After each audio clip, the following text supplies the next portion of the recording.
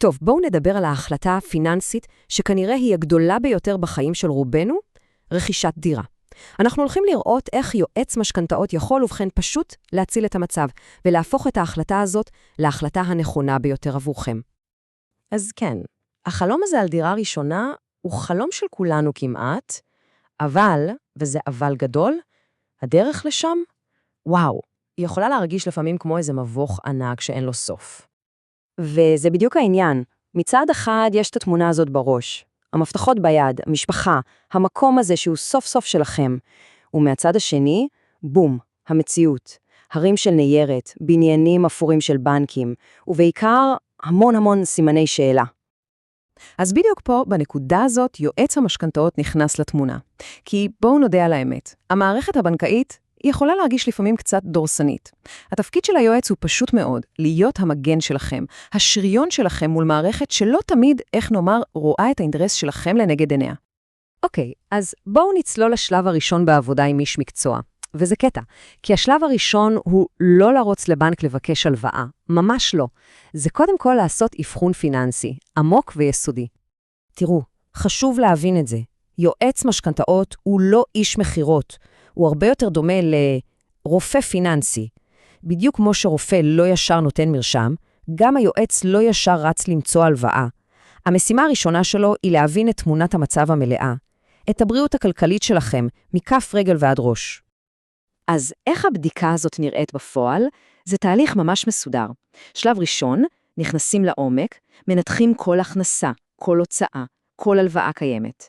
שלב שני, שולפים את דוח נתוני אשראי, ה-BDI המפורסם, כדי לוודא שאין שם איזה מוקש שמחכה לנו, ורק אז, בשלב השלישי, אחרי שיש את כל המידע, רק אז בונים אסטרטגיה.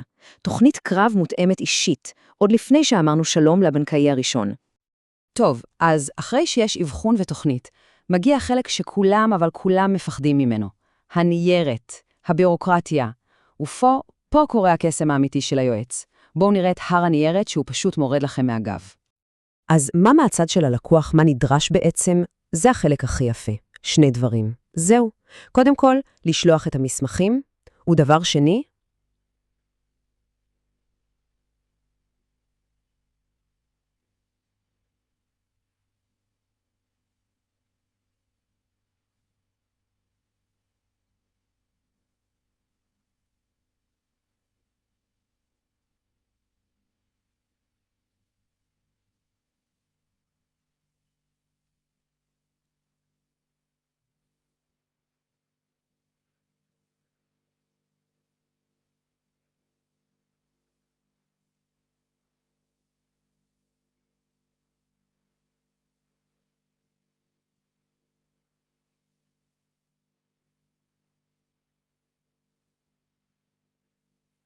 וכן זהו, מכאן, היועץ רץ בשבילכם, פשוט ככה.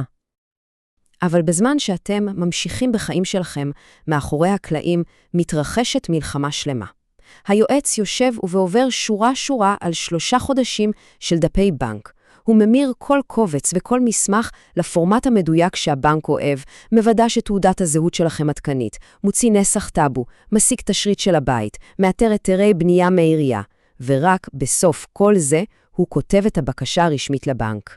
כל העבודה השחורה הזאת שאתם בכלל לא רואים, היא מה שעושה את כל ההבדל בין לא מהדהד לכן מהיר. אוקיי, התיק מוכן, מבריק, מושלם, ועכשיו אנחנו מגיעים לשלב הכי קריטי. הרגע שבו כל ההכנה המטורפת הזאת הופכת לכסף אמיתי שנשאר בכיס. בואו נדבר על המשא ומתן. וזה לא סתם משא ומתן. אנחנו קוראים לזה מכרז ריביות. ולמה מכרז? כי הרעיון הוא לא לבקש יפה מהבנק תנאים טובים. הרעיון הוא לגרום לבנקים להילחם עליכם, להתחרות אחד בשני, מה שכמובן מוריד את הריבית הסופית למטה. אז איך זה עובד? מתחילים, פונים לבנק א' ומשיגים ממנו הצעה ראשונה, נגיד 4.8%. עכשיו, עם ההצעה הזאת ביד, מה עושים? הולכים ישר לבנק ב', לבנק המתחרה.